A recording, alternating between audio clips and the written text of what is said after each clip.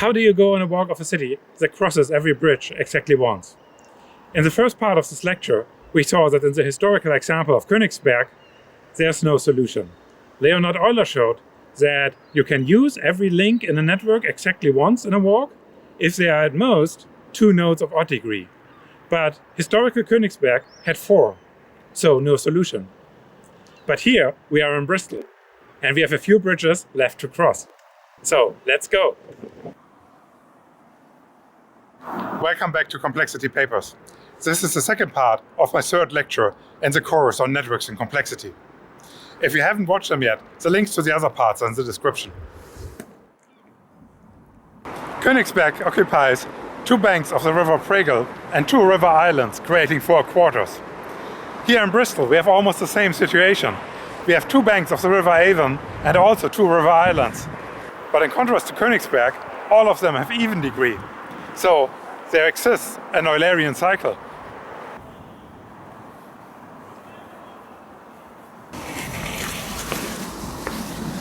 We ended the last video with an interesting idea.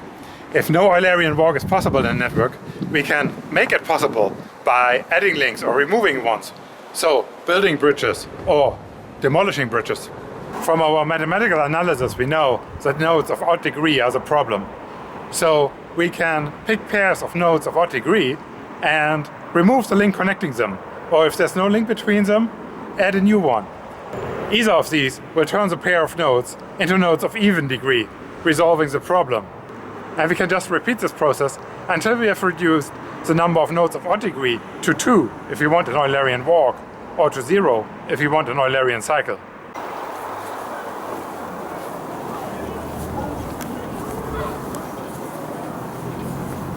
So, if we are allowed to change a network, it's easy to make the walk possible.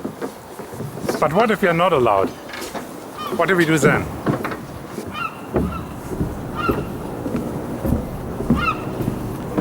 Let's think about this while I walk to the next bridge.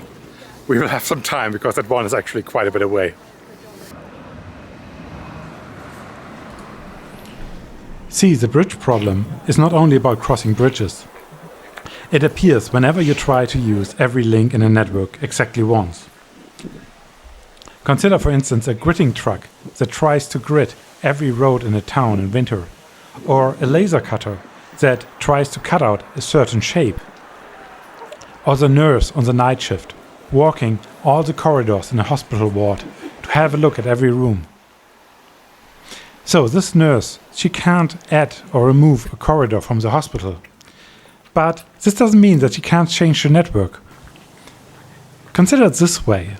What do the links in our network actually mean?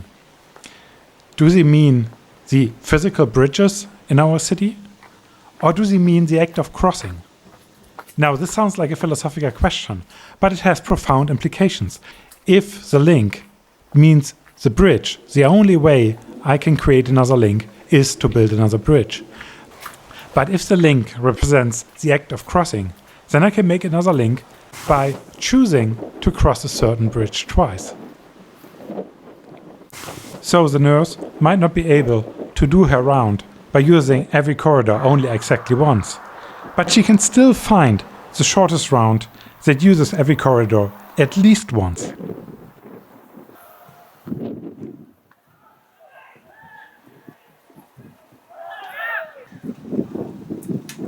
Consider the floor plan of an office building.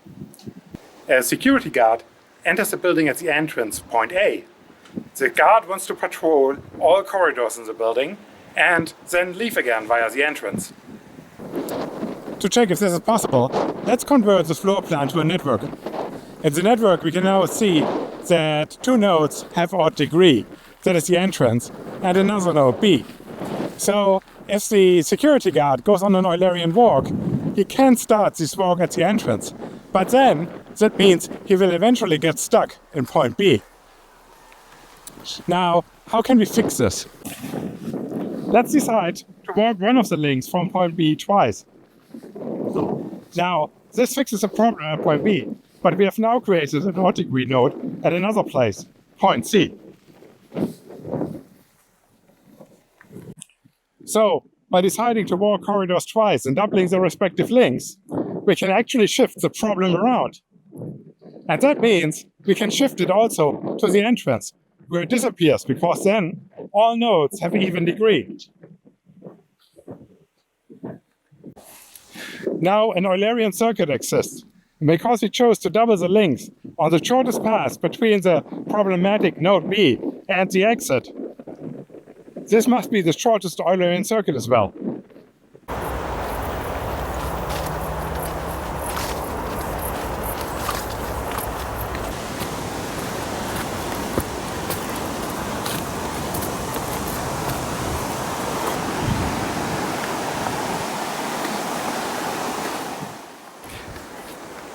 We now know how to find the best walk that uses every link in the network at least once. This is the so-called Chinese Postman problem. It is named in honor of Guanmei Gu, a Chinese mathematician who contributed many insights to the Königsberg Bridge Problem, but also this extension.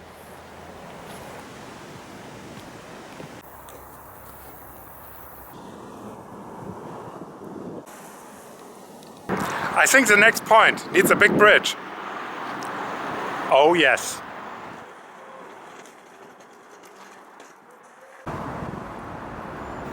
In our solution of the Chinese Postman problem, we used an important trick that I call bending the model. And what I mean by this is we refined the definitions of the terms that connect our mathematical objects to reality.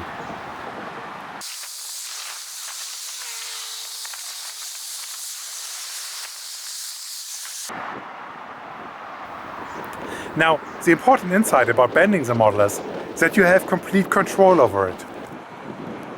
Because the only person who gets to decide how to bend the terms in your model exactly is you.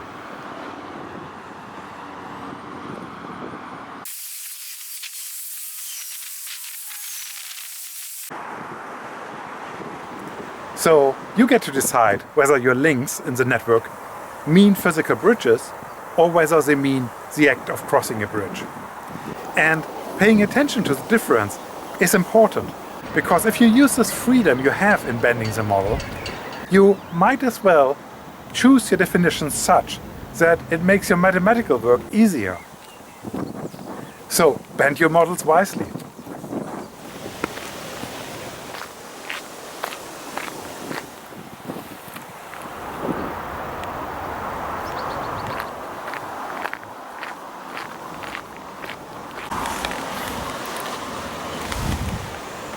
So it's getting quite late, but I have one hard task still ahead of me. I have to go through the forest and climb up the 80 meters or so to the top of the gorge, because there's a very nice bridge there waiting for us. Now, while I do this, there's one more thing we need to talk about. If we have a network where an Eulerian walk is possible, how do we actually find it?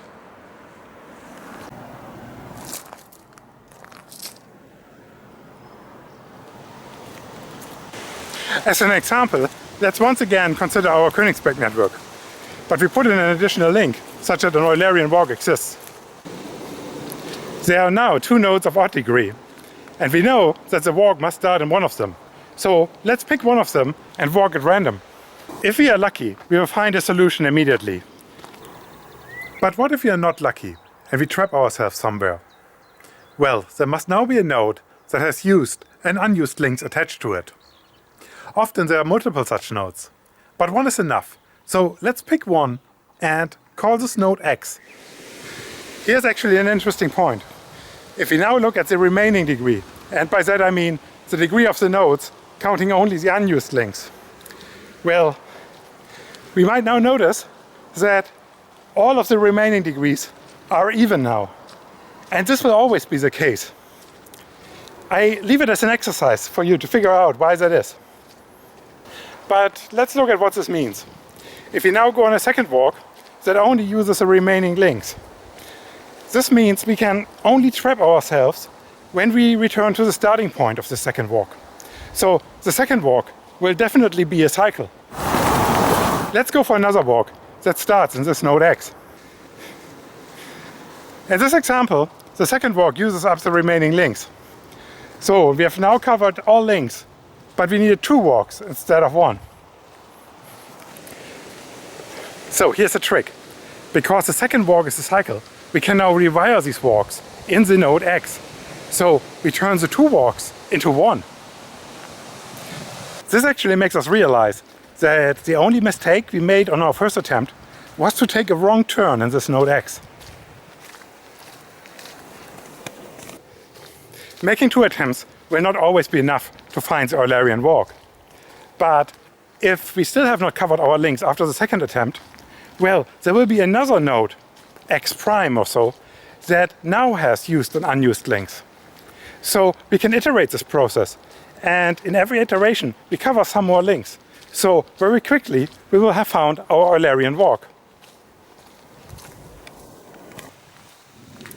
The procedure that we have been following is known as Hierholzer's algorithm. And we can summarize it as follows. First, if there's a node of odd degree, start there. If not, well, pick any node you want to start. 2, go on a random walk from there until you get stuck. 3, if you have used all links, well, congratulations, you are done. If you haven't used all links, just continue to 4. Find a node X that has both used and unused links attached to it. Go on a new walk from this node until you get stuck again. 5. Rewire the walks in the node X to turn the two walks into one, and then go back to step 3.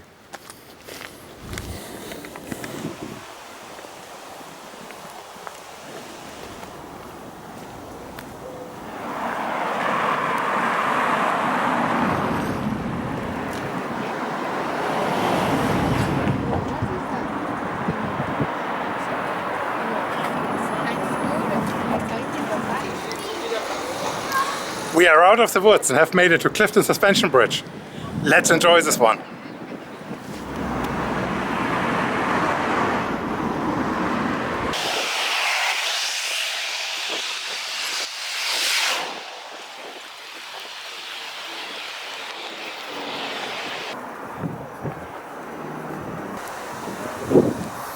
I've now literally walked so far that the last few bridges are going to feel like a victory lap.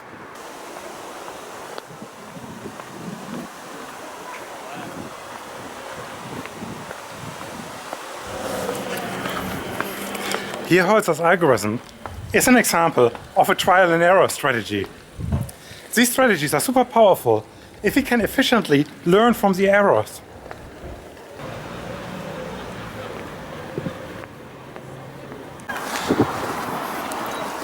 As a species, humans have been relying on trial and error quite a bit. Most of the time we built stuff that didn't work, that failed, and then analyzed the failure. Ottokar Borówka from our first lecture was certainly aware of this. Remember the quote that I showed at the end of the video? So Borówka basically said, I try to do everything as good as possible, but when I fail, I regret nothing, because I see failure as a chance to learn. See, if you're making great plans and they just work out, probably your reasoning was based on good assumptions, and in some way or form that proves that you are clever. But if you fail, that proves that somewhere along the way you have gone wrong. And this is a chance to get more clever.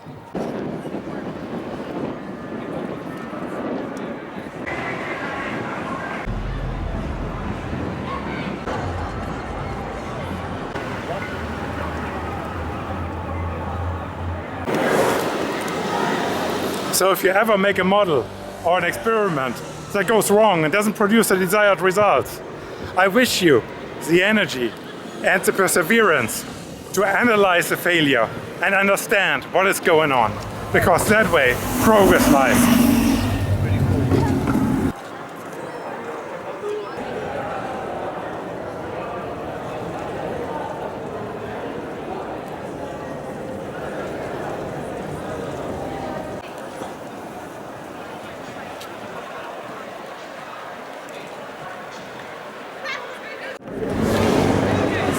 It's almost 9 PM now with filming and everything, but we are back in the same place we started.